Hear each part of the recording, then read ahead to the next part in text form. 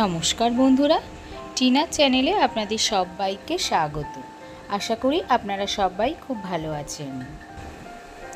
আমি আজকে আপনাদের মধ্যে চলে এসেছি দারুণ একটা রেসিপি নিয়ে, কাঁচা আম দিয়ে কাতলা মাছের রসা।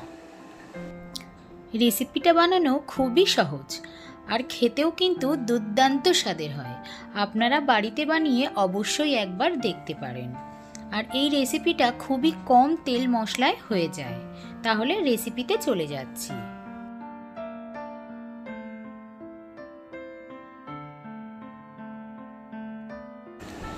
আমি এখানে 5 পিস কাতলা মাছ নিয়েছি, ভালো করে ধুয়ে রেখেছি।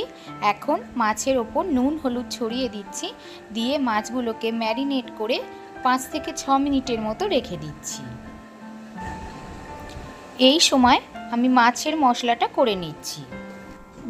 এখানে আমি 1 চামচ কালো জিরে নিয়েছি, একটা কাঁচা আম লম্বা লম্বা করে কেটে নিয়েছি, আর 5টা কাঁচা লঙ্কা নিয়েছি, আর নিয়েছি 2 টেবিল চামচ সর্ষে কিছু পরিমাণ জলের সাথে বেটে নিয়েছি। অপর দিকে গ্যাসে কড়াই বসিয়েছি, কড়াই গরম হয়ে গেলে তাতে পরিমাণ মতো সর্ষের তেল দিয়ে দিচ্ছি। এই রান্নাটা আমি সর্ষের তেলেই করছি। তেল গরম হয়ে গেলে নুন হলুদ মাখিয়ে রাখা মাছগুলো একে একে তেলের মধ্যে দিয়ে দিচ্ছি।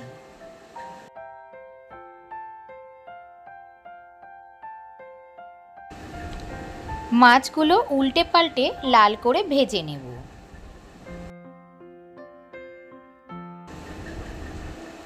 মাছগুলো ভাজা হয়ে গেছে, এখন একটা প্লেটে তুলে নিয়েছি। ওই তেলের মধ্যেই যে 1 চামচ কালো জিরে নিয়েছিলাম সেটা দিয়ে দিচ্ছি, আর দিচ্ছি 5টা কাঁচা লঙ্কা। যে 5টা কাঁচা লঙ্কা রেখেছিলাম ওই কাঁচা লঙ্কাগুলোর মুখগুলো কিছু পরিমাণ চিড়ে দিয়ে দিচ্ছি, তা না হলে একটা অ্যাক্সিডেন্ট ঘটে যেতে পারে। আপনারাও কাঁচা লঙ্কা অবশ্যই চিড়ে তেলের মধ্যে দেবেন।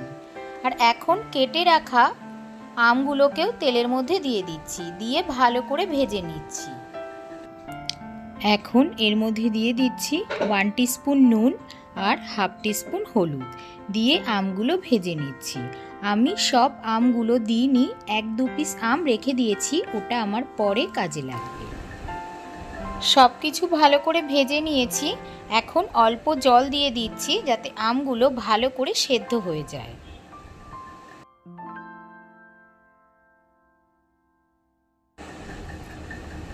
জল দেওয়ার পর ভালো করে নাড়াচাড়া করে নিয়েছি। এখন গ্যাসের ফ্লেম লোতে রেখে এটা আমি 3 থেকে 4 মিনিটের মতো কভার করে দিচ্ছি।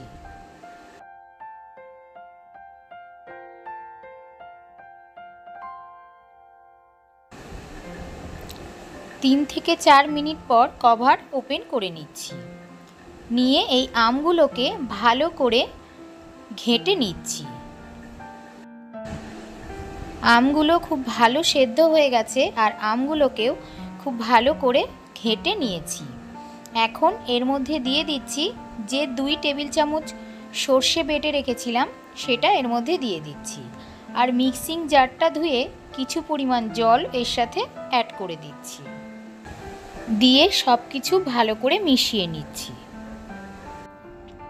এখন গ্যাসের ফ্লেম লোতে রেখে 3 থেকে 4 মিনিটের মতো খুব ভালো করে এটা কষিয়ে নেব। মশলা ভালো করে কষিয়ে নেওয়া হয়ে গেছে। এখন এর মধ্যে দিয়ে দিচ্ছি 1 টিস্পুন চিনি। এই রেসিপিটা একটু মিষ্টি মিষ্টি ভালো লাগে। দেখুন বন্ধুরা, মশলা দিয়ে তেল স্প্রেড করতে শুরু করে দিয়েছে। এখন এর মধ্যে পরিমাণ মতো জল দিয়ে দিচ্ছি। আমি যেমন পরিমাণ গ্রেভি রাখবো তেমন বুঝে জল দিয়েছি, আপনারাও আপনাদের পরিমাণ বুঝে জল দেবেন।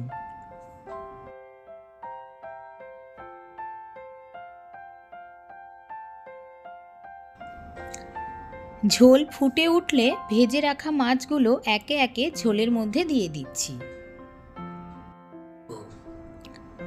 1-2 মিনিট পর মাছের অপর পিঠটাও উল্টে দিচ্ছি। এখন গ্যাসের ফ্লেম একদমই লোতে রেখে আমি এটা 5 মিনিটের জন্য কভার করে দিচ্ছি।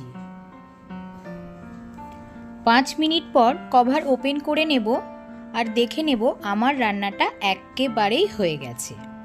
আমি এখনই গ্যাসের ফ্লেম অফ করে দিচ্ছি আর এটা আমি 1 থেকে 2 মিনিটের জন্য স্ট্যান্ডিং পয়েন্টে রেখে দিচ্ছি। তারপর একটা প্লেট আউট করে নেব গরম গরম ভাতের সাথে সার্ভ করার জন্য।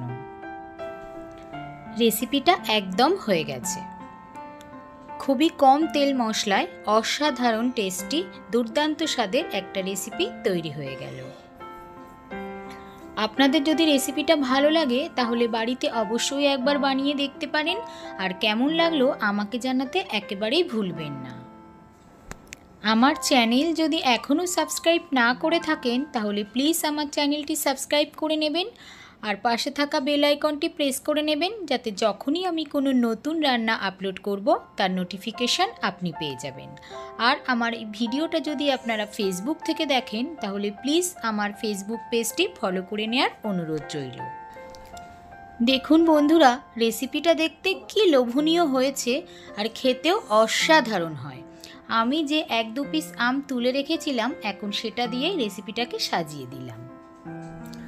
আজ তবে এখানেই বিদায় নিচ্ছি। আবারও দেখা হচ্ছে নতুন কোনো রেসিপির সাথে। ভালো থাকবেন, সুস্থ থাকবেন। ধন্যবাদ।